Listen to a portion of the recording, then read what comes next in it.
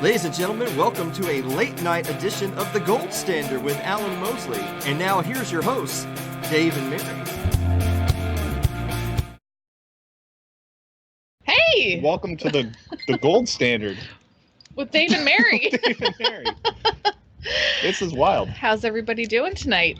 It's funny because Alan's actually controlling it, even though I'm sitting in front of my normal studio. I feel like I'm the baby in the passenger seat with the steering wheel that doesn't really do anything.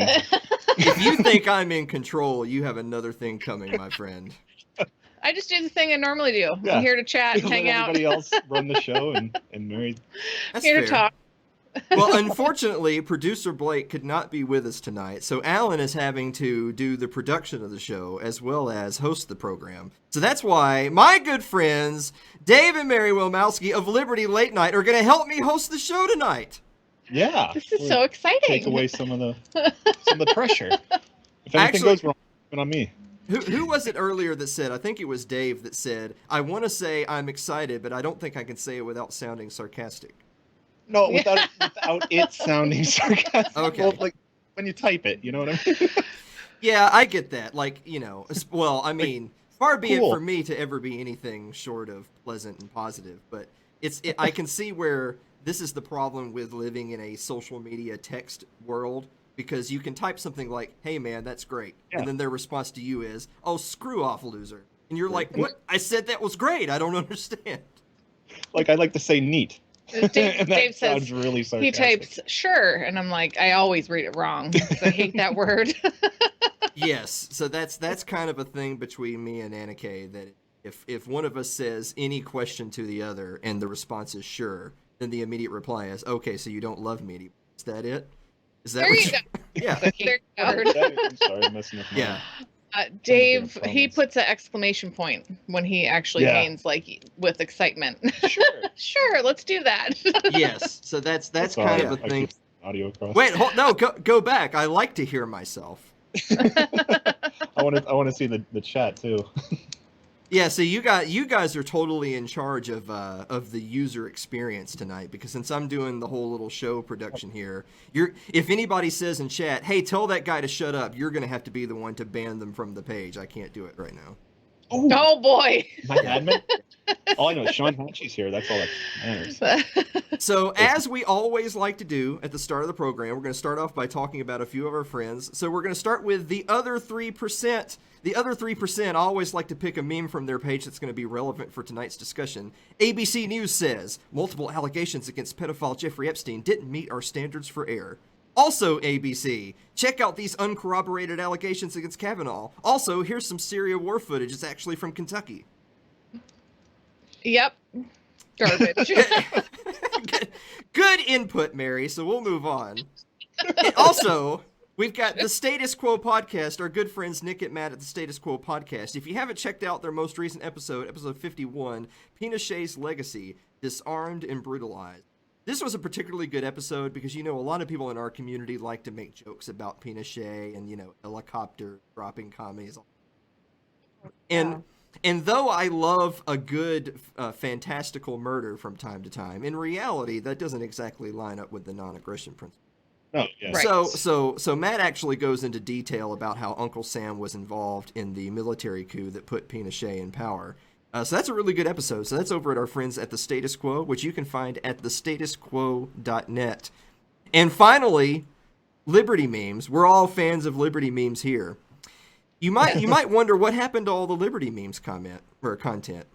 Now, you guys might can help me out with this. I don't even have to show it on the screen. Dave and Mary, what happened to Liberty memes? What I forgot to say that we are from Liberty Late Night, the official live stream of Liberty Memes. Mm-hmm. It was self-proclaimed, and then he gave us the title, and he just kind of set us off on our own. So that was his fault. He's getting a full-on attack by the Zuck. Mm-hmm. So Admin 2, who runs the groups, Admin 1 created the page and does a lot on there, but Admin 2 is just totally shut down on Facebook, all of his alts and everything like that. Almost a year to the day that they took the page away, too. Yeah. It seems to come with the election cycle. It's kind of weird. Yeah, So I had read that it you know, maybe it's coincidence that it was a year to the date of the original page going down.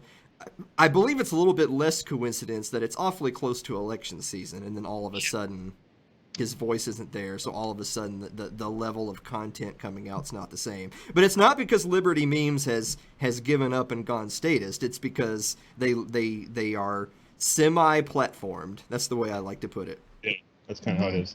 Yeah. Yep. So how much longer is the 30 days? It's probably I think all of November, basically. Yeah, I believe it'll be right before the end of the month. Mm-hmm. But they have moved a lot of their content over to Instagram. Mm-hmm. If you look for 30_memes_page, they're doing all their sharing over there. Yep. I think I'm too old and not with it for Instagram. I can handle Instagram, but Snapchat's outside of my. Oh, Snapchat's way out of my realm. That's confusing and scary. I thought Snapchat was just kind of like Tinder for people that wanted to get straight to the what matters most. What matters Don't most. screenshot this. Right. Yeah. We have to be really careful with what's going on screen tonight. So speaking of censorship, I wanted to touch on this really quickly before we went to our first commercial break. You guys can see my desktop. Check out this that I got the other day. Believe it or not, this was actually my first one of these on the Gold Standard with Alan Mosley page. I got a "Your post goes against our community standards for cruel, insensitive content."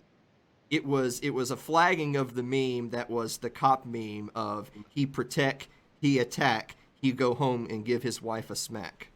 Yeah. Right. It's factual. Yeah, which is just demonstrably true, by the way. I mean, it's not, I actually had written down on my notes that this one, of all the stuff I've posted, of all the people that I've called bad names, this little meme is the first one that I had flagged as being inappropriate and got the big warning from Zuck. When in reality, 40% of cops beat their wives, but only a third of rape cases are solved. So they're actually more likely on net to beat their wives than they are to solve a rape case. Oh my gosh. 40% are reported. Yes, very true. I'm not going to read it. So you can go to Sherry's Facebook. Here. Well, no, that was on that. the Okay. yeah. So we won't talk about that. So anyway, I in some ways I'm a little bit disappointed because it's like I feel like I've said and done some pretty controversial things, but that meme of all things was the first one to get the really big serious "if you repost this you will be banned" message. Have y'all gotten anything like that? Like, oh, that one of all of them, you're gonna. Yeah. Nothing on this page. I have other pages that I posted things, and I thought I posted something that I thought was relatively innocent because it was like the two guys and the one guy says, "Hey, you want to play the rape game?" and the other guy says no, and the other guy says, "Well, that's the spirit." And I got a little smack on the hand and said, "You might want to review our community standards." I didn't get get banned or anything. Yeah. But yeah, they took that one down. Well, before we go to the break, I just have to mention, when David was on our program, we had talked about the big meme that really kind of set fire to the original page was the image of the caskets with the flags draped over them and the text of "Play stupid games, win stupid prizes." Now, don't get me wrong. If I'm not an autistic libertarian like most, so I can understand how that would be offensive to people, right? Like, I get how that's offensive. It's inflammatory. But in the world of internet lingo, like, there's no curse words, there's no big F-bombs, or it's no insinuation of violence or anything like that. So if you're going strictly by that paradigm, it wasn't that bad. It's really more that it just triggered people, right? Triggered, yes. It's protecting people's feelings. Yes. Yeah. I think it's one of those questions where we'll have to ask David the next time he's on that we talk to him. If you had to do it over, would you repost that meme or not? Oh, that's a good question. I'm gonna say yeah. I believe he would. I don't David or Peter, but I believe that they would post them all. I think one of the big ones that got him was no, I don't know if it got him, but it got him like they were ahead of the news cycle when they said Hillary Clinton said silly peasants' laws are for poor people. Yeah. Yeah. Mm-hmm. Yeah, yep. Anything Yeah. with Hillary and the Tide Pods. Oh, the Tide Pods yeah. one that's what they got zucked over. It's Yeah. ridiculous. yeah, exactly. And that's more silly than offensive, in my opinion. It's like I feel like that's meant to be comical, and it is. It's not like again, I feel like if there's no huge F-bombs, no visual representation of gore or violence, and no threats, I don't see how it's that big a deal. But it seems like a funny one, and in my opinion, a relatively profound one. The one with the draped coffins. Yeah. So a profound one and a comical one were the ones that torched Lemony. Of all the things we've all seen and read and done, those were the two that they just couldn't go on living with. I've seen stuff on Facebook. Like I've seen some stuff, and it's been there for a while. Like it's all the algorithms missed it. Nobody reported it. Mm-hmm. But suddenly these silly things about politics. It's always about politics. Like everyone 2 seconds after posting, gone. Very emotional about politics. Like the worst ever now, and it's just going to get worse, I believe. Well, I think, and it's fair to say, I think what frustrates some people is that it's not what gets flagged and banned and what doesn't. It's the consistency of how it's policed. So, for instance, Daniel McAdams of Ron Paul Institute, he was banned on Twitter. He called Tucker Carlson or somebody the R word. He called him a retard. And they say, oh, that's against our rules. You're banned for life. Well, for one, being permanently banned for that is a little much. But even if you wanted to say, okay, whatever, that broke the rules, you're gone. It's not that he said it and him being banned is the problem. It's that if you just search in Twitter for retard, you'll see literally millions and millions of tweets with that word. And they're not going to deplatform half their base. They're going to deplatform they're going to deplatform the people that say it and they don't like. Yes. Cherry picking it. Yeah. So with that said, I think we're going to take our first commercial break. Is that good? That sounds good to me. I mean, y'all are the hosts, so I'm running it by you. Oh, that's right. I can't Yeah, do my that buttons. sounds You're good. blocking all my stuff. I can't do a breath. You're blocking Dave's breath. Did you do a? Did it work? Oh gosh. Yeah. Sorry. Yeah, You should have blocked harder. So with that said, guys, we're going to take our first commercial break. We'll be right back. Okay. Hey, did you see the playoff games last weekend? Oh, you're into the sports ball game. Sports Ball with Mike Meharry and Alan Mosley. SportsBallPodcast.com. Sports ball is not a libertarian sports show. It's a sports show done by a couple of libertarians. For when you need your bread in circuses. Your ad could be playing right now, reaching thousands of potential customers. Sadly, it's not, but it could be. Find out how to be an advertised sponsor for The Gold Standard with Alan Mosley. Email us at tgsalanmosley@gmail.com. She sits in front of a camera all morning. She should know. Oh, here we go. I was watching the Mary, who sits in front of a camera all morning? I wish I could remember her name. The ABC News correspondent. I can see her blonde hair. I can't think of her name right now. I can't think. I can see her face though. I can see her face. Well, I'll have you know that's actually the next thing we're going to talk about on the show. Awesome. So believe it or not, I'm actually going to pull back up the laptop so we can cycle over to this. So this was the post from James O'Keefe of Project Veritas when he was breaking the tweet of, here's the video of Amy, was it Amy Robach? Amy Robach? Yeah. So Amy Robach of ABC News. So they have her on video talking about, so there's a few things to unpack really quick about hashtag Epstein cover-up in this little video that got exposed. And I think the first big one is that she had intimate information about this scandal 3 years ago, but for whatever reason, it didn't seem to make it to the press. Yeah. It seemed like there was a lot of reasons that they just couldn't air it. It just wasn't worth it. So she, now of course she like look, and just by the way, really quickly, I'm not attacking Amy. You know, she's a reporter, and she wins her rewards and makes her money by breaking news stories, you know. And so I can understand her frustration. And in her mind, she's thinking, but this was my scoop, right? Like I talked to a survivor and I had documentation and they had pictures and I had flight manifests and all this crap. And so first the network told her, we're not going to run it because it doesn't meet our standards of credibility for ABC News. Weird. So that was the first strike. The second strike and this one is actually kind of creepy to me. Now, people have probably heard that some of the British royal family were implicated in the list of people who were associated with Jeffrey Epstein. Yes. Yeah.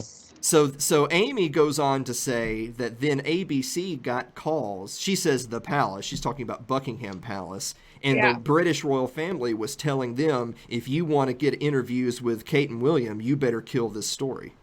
Mm-hmm. Wow. So let me ask you this. I'll let you all have the floor for a minute. What is creepier? Is it creepier that ABC killed the story? Or is it creepier that they got calls, meaning that someone on the inside called the royal family and told them, hey, they have dirt, and then they moved to kill the story?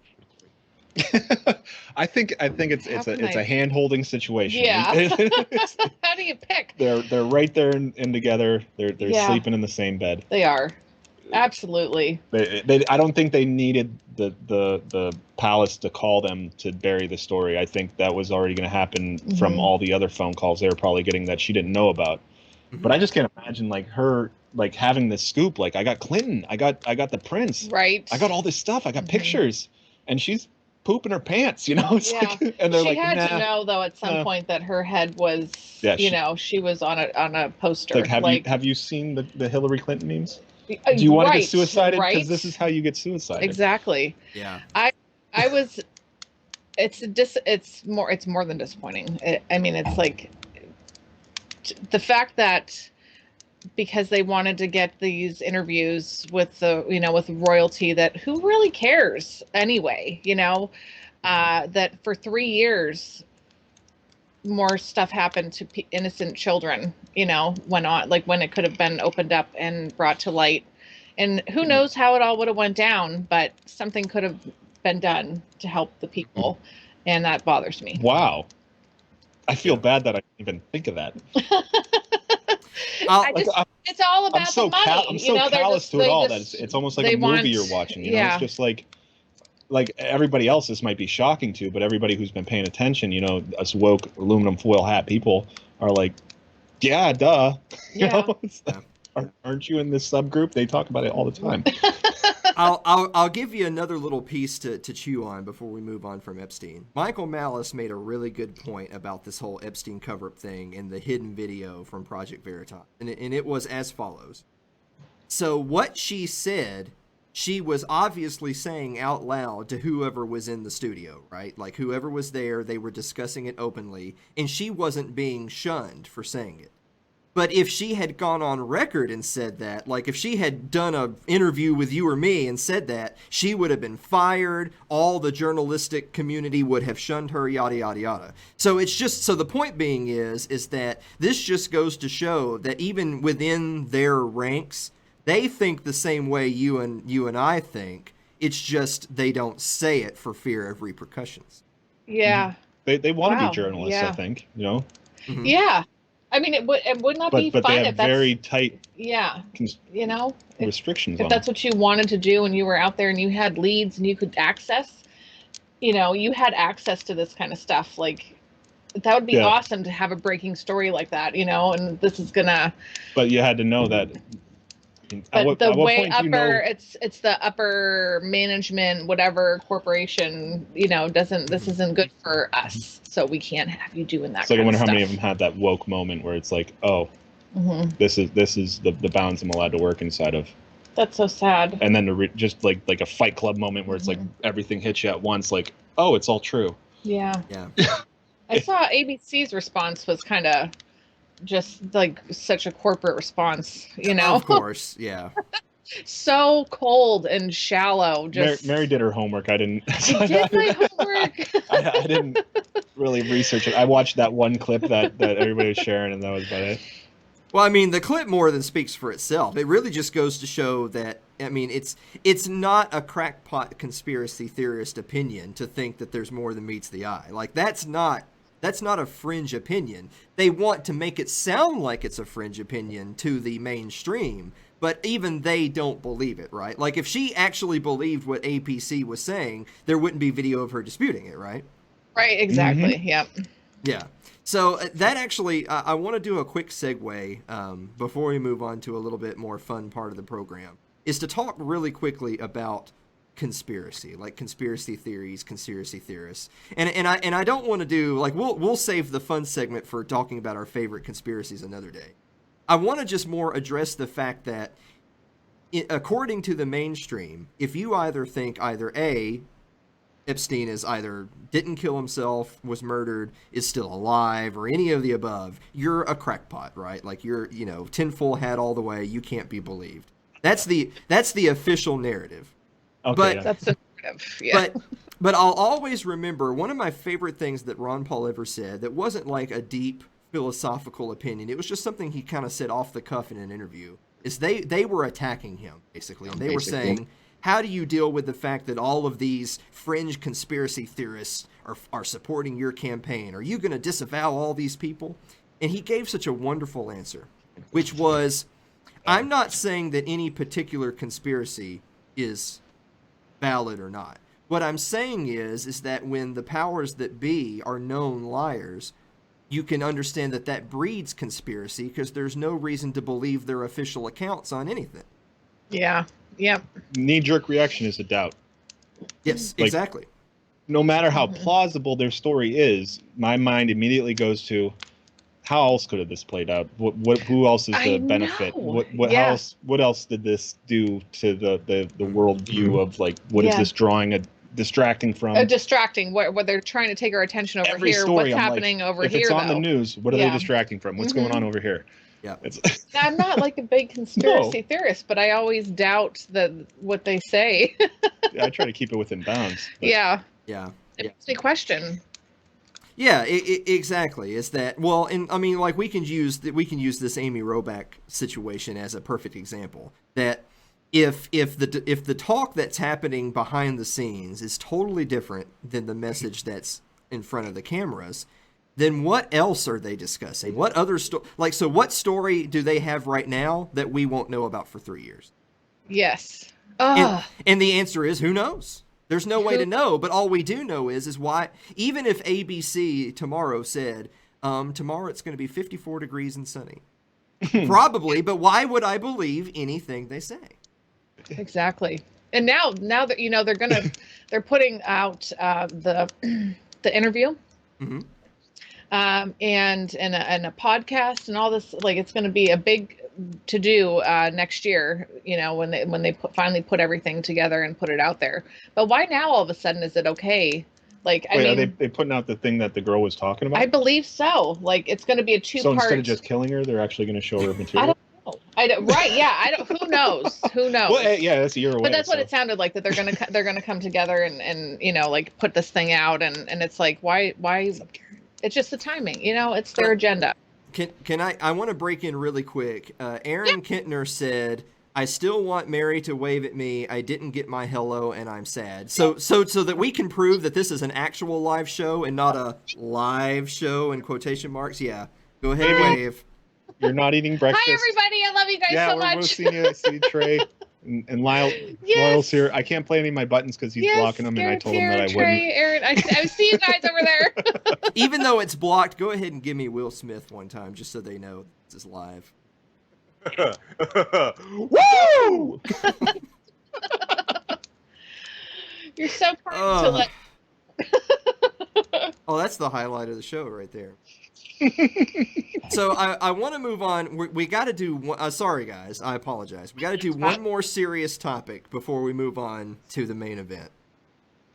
The main event you guys are not aware of yet, so it's coming. I'm a little nervous now. So I'm going to go back over to my desktop cam. I'm going to pull up. This is just a quick little view of the Kentucky governorship results from last night.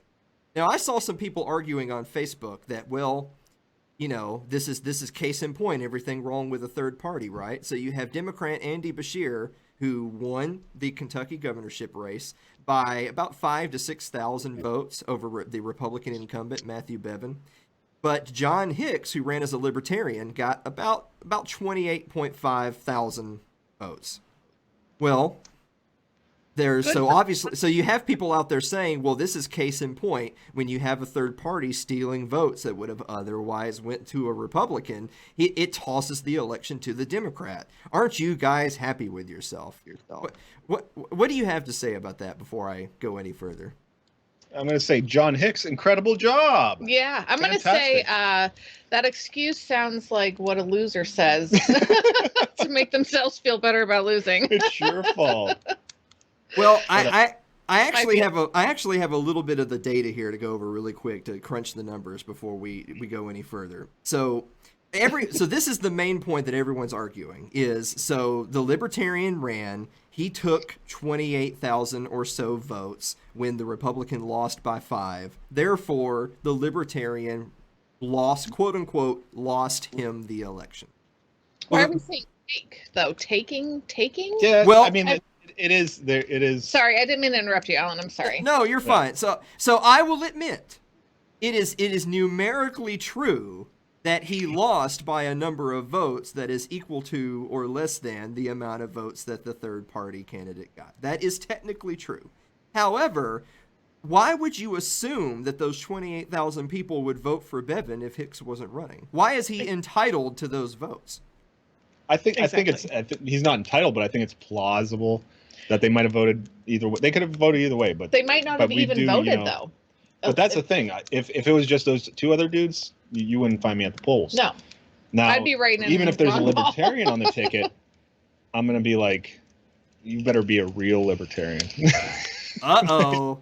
If this were Pee-wee's Playhouse, like all the alarms would go off and it would say, Dave said real Libertarian. We're going to have an argument now.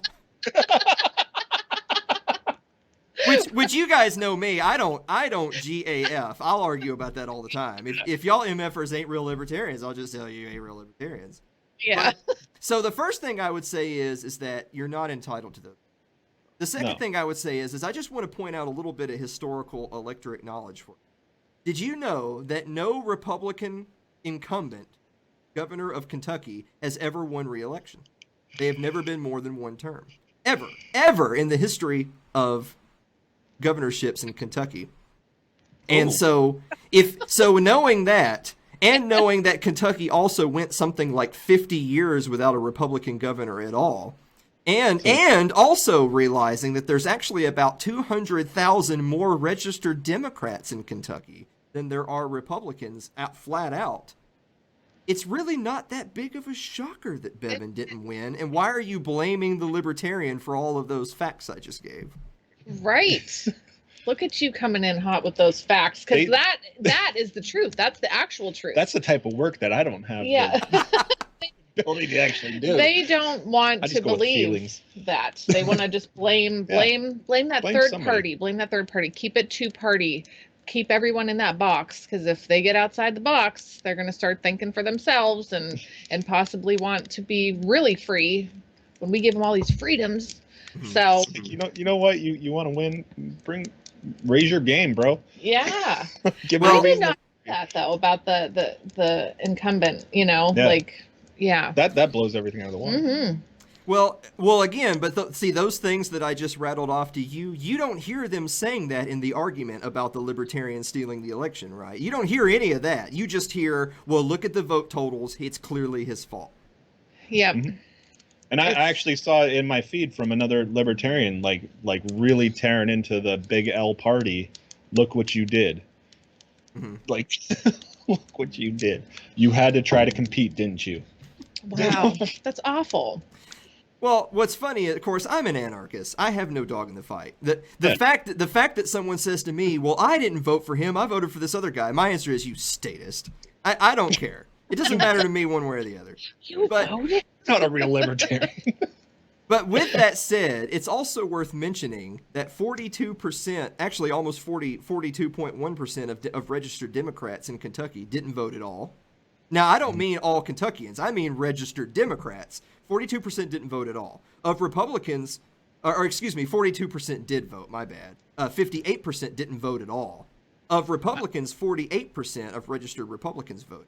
But still, it still goes to show that in a race that was decided by 5,000 or 6,000 votes, over half of registered Republicans didn't vote for the guy. Is that that's not the, they didn't vote for the Libertarian, because if they did, he would have won the race. They didn't vote at all. Yeah. Evidently, nobody really stirred anybody's soul. Yeah. Exactly. So I think ultimately what we're getting at is that maybe the reason that Matthew Bevin didn't win is because Matthew Bevin. I think we have a conclusion here. You lost, bro. Yeah. It's what it is, you lost. Know, it's life. Life, it hurts. It's not fair. You lost. Yeah. Move on. Yeah. Well, if our mutual friend Mike Meharry were here, I would take this moment to say, you know why all the trees in Tennessee lean south, don't you? Oh no, I don't. Because Kentucky blows.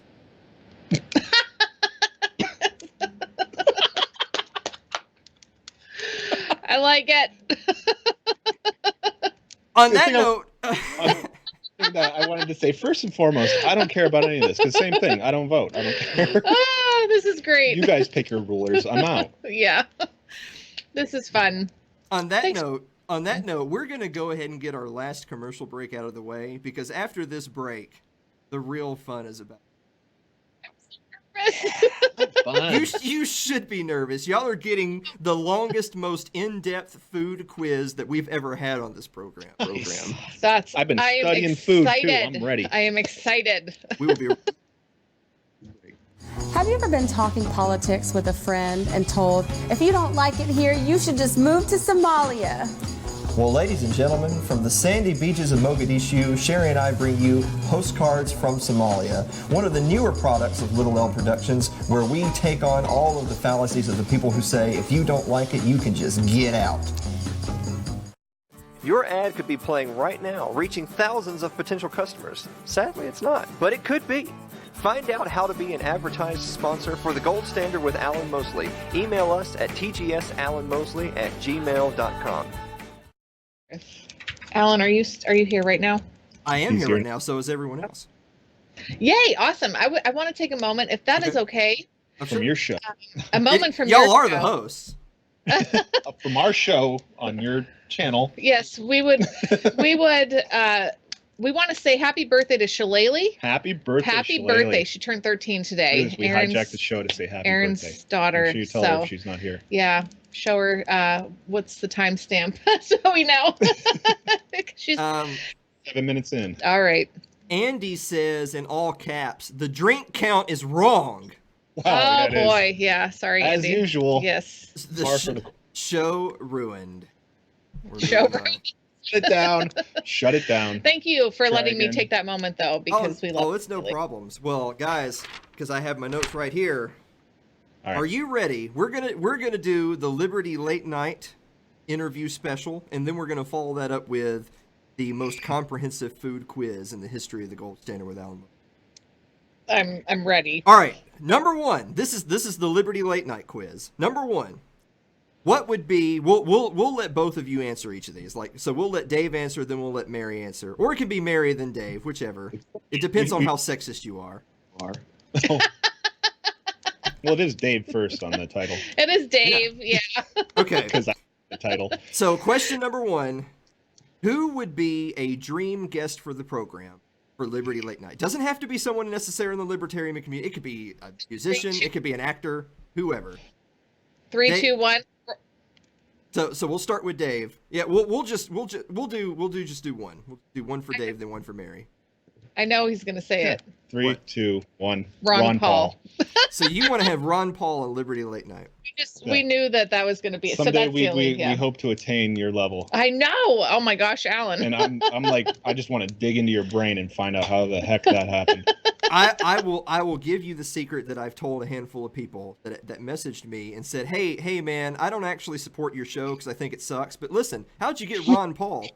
And I'll tell them the same thing. I'll tell you guys right now. what you do, it's the hierarchy of who knows who.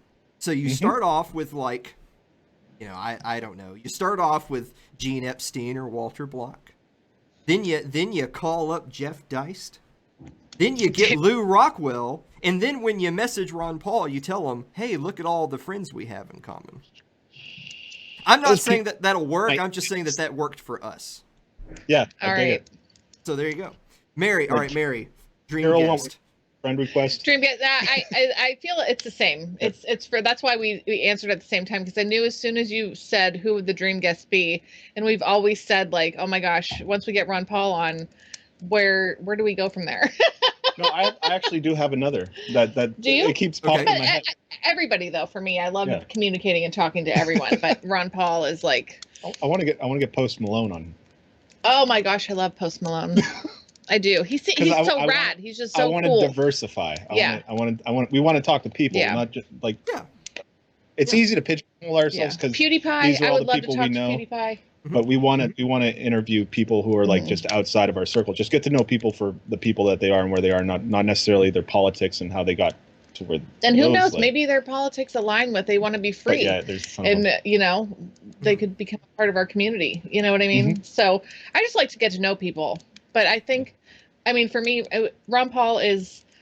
That's always been the that's what we're working towards. At least in this. So people keeping score at home. The answer was Ron Paul. Honorable mention, Post Malone. Yeah. Yes. Okay. Honorable mention. Maybe like three levels of separation, probably. Okay. Question number 2. We'll go back to Dave. What is a position, a major political, philosophical, social, whatever? What's a major position that you remember most recently changing your mind on or having the biggest 180 on? The one that just popped in my head the quickest was the death penalty. Okay. Because I immediately think, it's like somebody did something heinous, they should suffer the ultimate consequence for. But as I went through and learned to distrust the government and all the ways it works more and more, I think they are the least capable of deciding who deserves that penalty. Yeah. And then you have to go into like who decides. And if there's one wrong conviction, one wrong person killed, then it's all just not worth it. Yeah. Yeah. Wow. One death, an innocent person. Yeah. Yeah, that's the one that popped in my head first, so I just went with that. All right, Mary, what about you? It's something that we just recently talked about on our program on Friday, and I'm go hot button issues. I'm processing it a lot. Like I woke up on Saturday and I couldn't even think about it, and it was brought up again. But it is parents. Okay, let me start this. Children who want to transition, and at what age is it appropriate?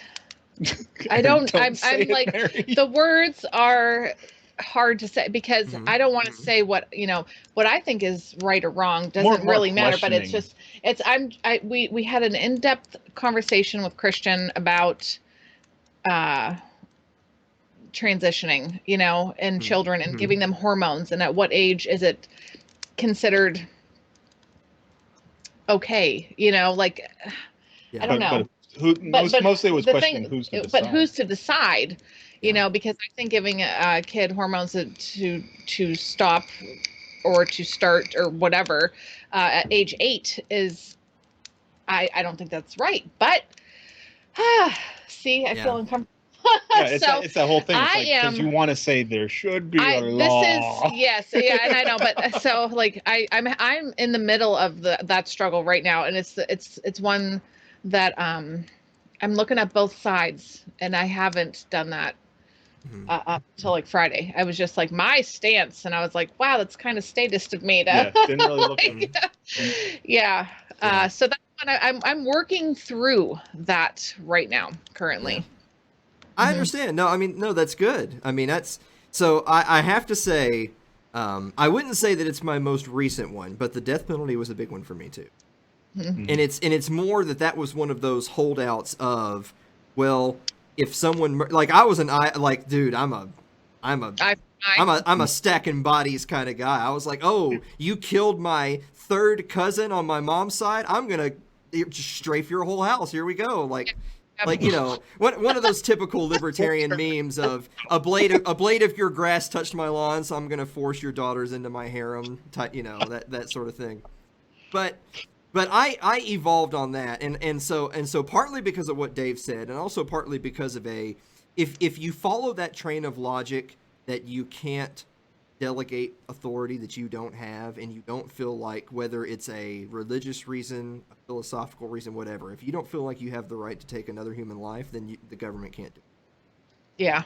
Yeah. And so that was a big change for me too. So those are both good. This show got really deep all of a sudden. This is what happens. It's usually at the end of our show when we shouldn't even be talking anymore, because like somebody said, what's the word? Not unrealistically, something. I can't think of it because you can't think of it. Yeah, you share brain. So it's like we get way too drunk at the end of the show, especially when we have the after parties where we dive deep into the subgroups that nobody else can reach us in, even though nothing on the internet is safe. Yeah. But we just get we get real open about and stuff, then it gets so heavy, and I'm like, this is not the time. But it is the time. But it is, I guess, because you can't help but be honest. Yep. That's fair. That's my favorite part. I love it, though. I love it. All right. Well, we're about to take a huge left turn at this point before we get to the main event. Number 3, Dave. What is your favorite food to have in the wintertime? Oh, chili. Okay, so that's the correct answer, but let's check with Mary. Mary, what's your answer? I like any kind of like a stew or a very thick creamy soup with some really good crunchy bread that you can dip into. Got some potatoes in there. Yeah, like a really a hearty potato soup kind of thing, or a beef stew is my favorite comfort food in the winter. Keep that in mind for the final segment. That's all I'm going to say. Okay. I'm thinking about it now.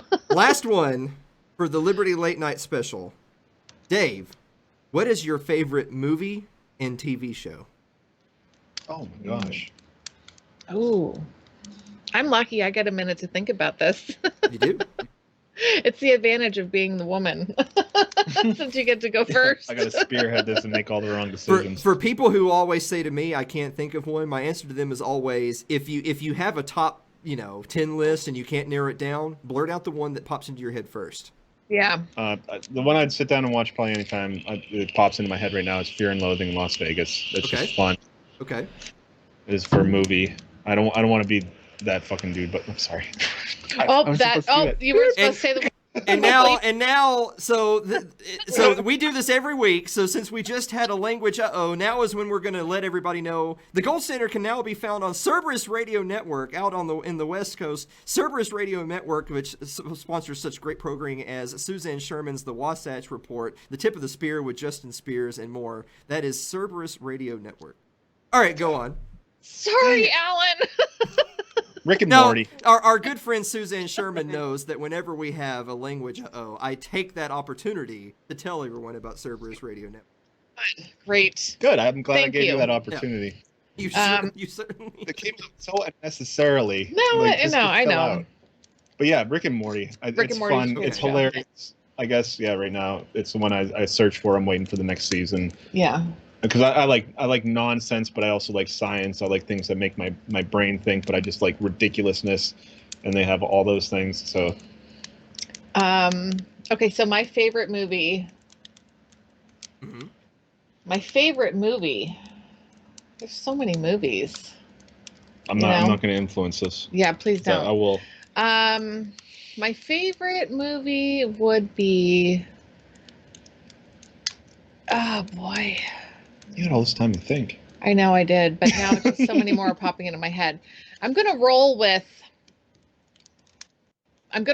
go with my all-time childhood favorite movie that I could sit down and watch, and I look forward to watching with my children, The Goonies. That's what I was going to say. Goonies has been, I recite all of it. I love that movie. And TV show would be Grey's Anatomy. I do. I love it. Even though it makes me cry. Yeah. Not basic at all. It is. I don't have Uggs and I don't go to Starbucks, so I'm not basic. She's a cool girl. So, unfortunately, those are all wrong. The answers we were looking for were Godfather and Breaking Bad. For everybody home, that is Godfather and Breaking Bad. I do want to say that Breaking Bad did enter my mind because that is such a good show. Do you watch Better Call Saul? I watched the first couple of seasons, but I'm not all the way caught up on it. Okay, we are not either. Okay. So, but it is good. It's not that I lost interest. I like it. I just been busy. Yeah. But I do like it. They got a movie. There's a movie? A Breaking Bad movies out. Yeah, El Camino on Netflix. Yep. Watch it. We've been watching horror movies because. Yeah. Well, I feel The Conjuring would be my least favorite movie because we watched that the other night, and that is scary, and I don't like it. My least favorite movie is Charlie's Angels 2: Full Throttle. So random. Okay, wait, no, I might agree with that. I've never seen it. I also You're just like ready with that. I don't think I've seen The Godfather either, so maybe that's what I need to guys, watch. Dave hasn't seen The Godfather, so we're going to go ahead and mute Dave for the rest of the evening and move on to the final segment. No, I'm just kidding. Unfortunately, both of you guys' audio is in the same channel, so I can only mute both or neither. Oh, I'm so lucky, Dave. I muted myself. That's cool. We're almost out of time. We got to wrap this up. So before we do, we want to get out all the Liberty Late Night. So hit me with links where they can find your program, all that good stuff before we do the main event. Pretty much, we're on Twitter, Instagram. Obviously, Facebook's where we were born. I want to move to YouTube because it's so nice to stream on. It's like when we have a YouTube channel. We stream. So you can find us on all those things. Just look up Liberty Late Night, and there is an old Liberty Late Night which caused some weird stuff because it was one of our guests that made it, but she said it's fine. Yeah. But yeah, look for our faces. Look for our faces. It's some ridiculous meme or something like that. Okay. But yeah, just look up Liberty Late Night. We do have a Patreon, but I'm not going to push that. You guys can come to our channel, and if you like us good enough to pay us for our content, you can look into that. Yeah. Well, I'm so glad you did that because that just reminded me. Guys, it's facebook.com/TGS Alan Mosley. Twitter is @Alan and Mosley, but you don't have to do any of that. Just go to our website, which is thegoldstandardpodcast.com. Also consider joining our Patreon, which is patreon.com/TGS Alan Mosley. Okay, we're back to the show. You know, I'm going to say if you enjoy this content, if you're watching Alan all the time, I know a lot of our friends are here, but if you're enjoying Alan's it, don't be a guys. commie. Yeah. Throw a couple bucks away. Alan is amazing. Buy him a coffee every month. Don't be really, a commie. Because it's a lot of work and it's a lot of emotional and he puts a lot into this. He does. He puts a lot more than we do. But it's heavy on us to do this stream every week and or twice a week. Like we researching and he's actually doing work outside of it. Throw him a bone. Wait till y'all get the next big announcement that's coming from y'all don't even know. Oh boy, he's out there doing work. Encourage our libertarian people and keep going. A couple dollars. I'm about to earn that couple dollars right here, my friend. Are you ready for the longest, most comprehensive food quiz in the history of the Gold Standard with Alan Mosley? I said he did his work. I am ready. I've been eating food my whole life. I'm ready to go. We're gonna start with an easy one. Everyone already knows this one. Number 1. Is a hot dog a sandwich? Who first? Me? Yes, sandwich. Yes. Yeah, it is. Okay. So that's 1 point for Dave and Mary being real libertarians. That is correct. A hot dog is a sandwich. That is the libertarian position. Question number 2. Now it's going to start getting harder. Mary's going to have to pull the weight on this one. Number 2. Oh. Is cereal a soup? Now to define cereal, it's a bowl of cereal with milk. Is that a soup? Yeah, there's cold soups people can eat. It doesn't. Yeah, why not? Are you good with that, Dave? Is that the final answer? It's like a wheat bisque. Yeah, there you go. All right, so Dave and Mary are correct again. That's 2 points. It is true. Cereal is a soup. I was like applying the math before you said apply the math, and I was just like the logic. Yeah, like the logic. Is it alive? I feel bad for people who are going to listen to this on the RSS feed down the road or on iTunes that are not watching the video, because Mary actually held her breath there for a second. Like, oh God, if I get this wrong. Alan's really going to come down on me. Yeah, we're going to lose points. Question number 3. Is a Pop-Tart a ravioli? Yes. I don't know the definition of a ravioli. I mean, it's dough wrapped around something. Fruit. And it's wrapped around, it could. Yeah, it could be anything. Ravioli could have cheese or could have meat. It doesn't matter, but it's wrapped around something. I always picture that meme or whatever that picture where it's like, like good and evil and neutral, and these things all fall in that graph. So yeah, Pop-Tart is ravioli. I just want to say really quick, the comments have exploded since we moved on to the food quiz. But anyway, back to the show. So you are correct. They are both dough. A Pop-Tart is a ravioli. That is correct. Yeah. You are 3-0 so far. We've got 2 more questions. These are the number 4 has been used on this program once. Number 5 is a brand new question. Number 4. Whoa, we're trailblazers. Number 4. If you have 2 lasagnas and you put the one lasagna on top of the other lasagna, is it still 2 lasagnas or is it now just a lasagna?